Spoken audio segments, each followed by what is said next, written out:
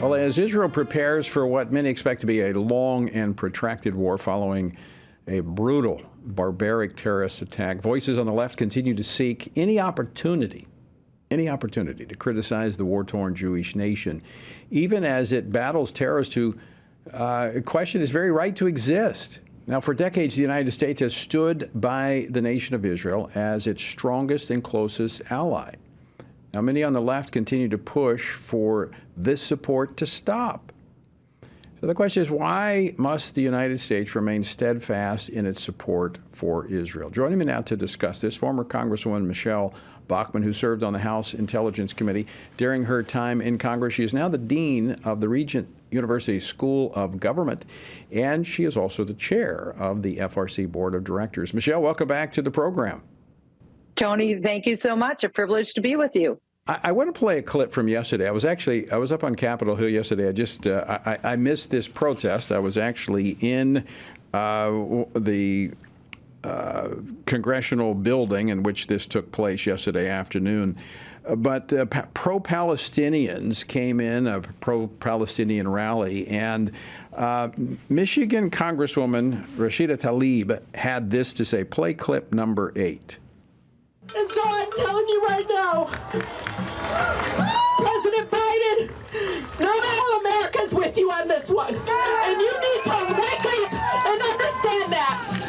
We are literally watching people commit genocide and killing the vast majority just like this. And we still stand by and say nothing. We will remember this.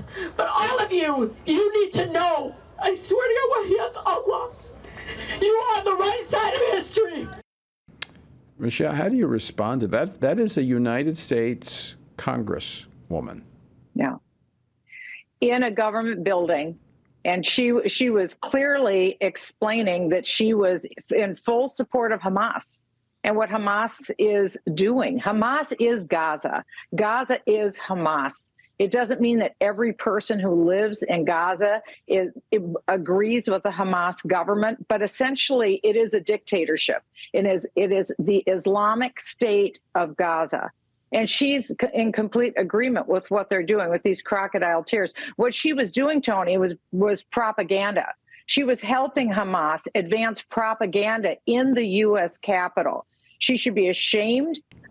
There should be censure of her. But the other thing is she was asked very clearly by Fox News earlier what she felt about the babies that were killed and the individuals who were killed by Hamas. She wouldn't even dignify that question with a response. So she's very one-sided because she is pro-Hamas. She's been pro-Hamas since the day that she came into the United States Congress.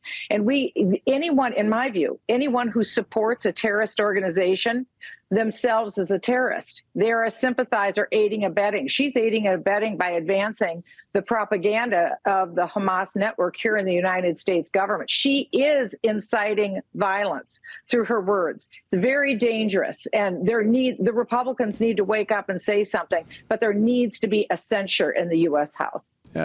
Michele, I mean, for years there's been differences between the political parties, but there's some lines that, haven't been crossed that we've come together. And one of those has been the long-time bipartisan support for our ally Israel. I want to ask you something, and you have great spiritual insight.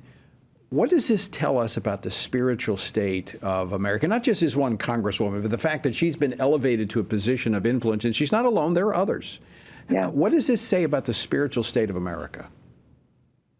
Well, it's not a good signal, and it shows really the failure of cultural diversity. We were all told diversity is our strength. Diversity of religion is our strength. That isn't true. That isn't what the founders said. The founders believed very strongly in religious tolerance, but on the foundation of a Judeo-Christian heritage. That's been pushed out by these leftists, by people like Rashida Tlaib. And the goal of Hamas is to conquer. They want to conquer Israel. They want to conquer the globe with Islam. she's a part of that same view. They don't just want to have tolerance. They want to push out the Judeo-Christian view here in the United States. She's a part of that effort. She's a part of that effort in her home state, but also in the U.S. Capitol. It's really disturbing to watch this, because this is someone who is advancing a movement that uses violence to achieve its ends. It isn't debate. I've gone on many trips and tours to Israel where we had bipartisan support of the Jewish state, both Democrat and Republican. Not anymore. There's a real change that's happened in the United States Congress, and there's a real change that's happened throughout America. And that's where Christians need to wake up too and take stock of what's going on, because our young people, our Christian young people, are being targeted with this propaganda that's being put forward that really Israel and Hamas, they're co-equal partners. Israel's just as much as fault as Hamas. This is an absolute lie. And so we're swimming in a sea of lies. And it's important that churches, that Christian schools and universities teach the truth of what the Bible says about Israel, and also the historic truth, the political truth, the legal truth about Israel's right to her land. And there is never any justification. It doesn't matter what it is. There's no justification for what Hamas has done and is doing even today to Israel.